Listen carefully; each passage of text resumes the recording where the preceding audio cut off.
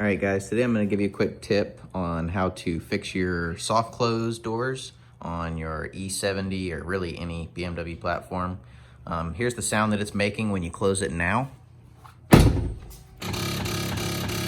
it does that every single time you close the door. And the soft close will not suck the door flat anymore.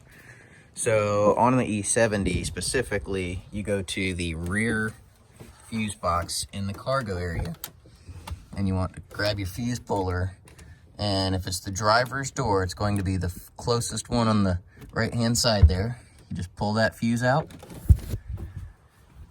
and now when you go back to your door, you can shut it lightly and the soft close doesn't engage. You have no sound, and all you have to do is shut it like a normal door. No sound, works fine. Don't have to pay BMW $1,200 to fix your one door latch mechanism.